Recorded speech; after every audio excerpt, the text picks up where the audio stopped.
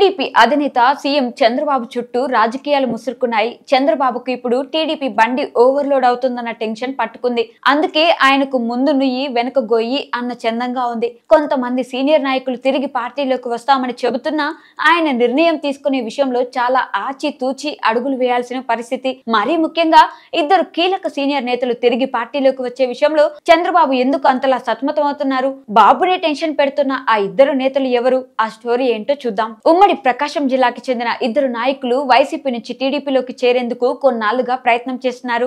వీరిలో మాజీ మంత్రి సిద్ధా రాఘవరావు ఇప్పటికే వైసీపీకి రాజీనామా చేశారు. ప్రస్తుతం ఇదే దారిలో మాజీ ఎమ్మెల్యే కర్ణం బలరామకృష్ణమూర్తి, అదే విధంగా ఆయన కుమారుడు కర్ణం వెంకటేష్ కూడా ఉన్నారు. ఇప్పుడు అటు సిద్ధా రాఘవరావుకు ఇటు కర్ణం బలరాంకు తమ వారసుల ఫ్యూచర్ ఎలా ఉంటుందా అన్న టెన్షన్ అయితే ఉంది. వీరిద్దరూ కూడా వైసీపీకి గుడ్ బై చెప్పి వెంటనే టీడీపీలోకి రావాలనేది పెద్ద రాజకీయ వ్యూహం. కర్ణం కమ్మ సామాజిక వర్గానికి చెందిన నాయకుడు కావడంతో చంద్రబాబుకు తీసుకోవాలని ఉంది. ఇక రాఘవరావు విషయాన్ని చూస్తే ఆయన వైశ్య సామాజిక వర్గానికి చెందిన నాయకుడు కావడంతో సామాజిక వర్గ పరంగా టీడీపీకి ప్లస్ అవుతుందన్న అంచనాలు ఉన్నాయి.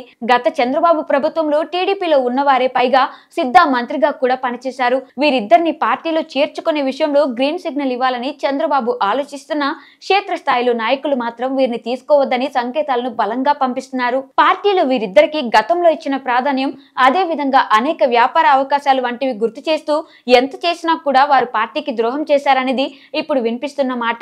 దీంతో చంద్రబాబు ఎలాంటి నిర్ణయం తీసుకోలేక సతమతమవుతున్నారు. లేకపోతే గత నెలలోనే రాఘవరావును పార్టీలోకి ఆహ్వానించాలని చంద్రబాబు భావించారు. కానీ అనూహ్య కారణాలతో ఆయన చేరిక ఆగిపోయింది. ఇప్పుడు కరణం విషయంలో కూడా ఇదే చర్చ నడుస్తోంది.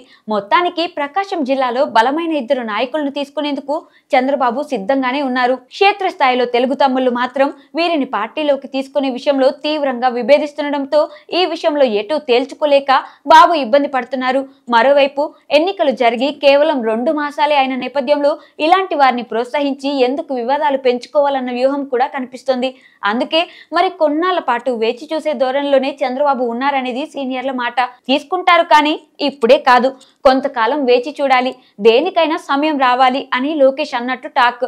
ఇలాంటి జంపింగ్లను అసలు ఎంకరేజ్ చేయవద్దనే లోకేష్ బాబుతో పట్టుబడుతున్నారట.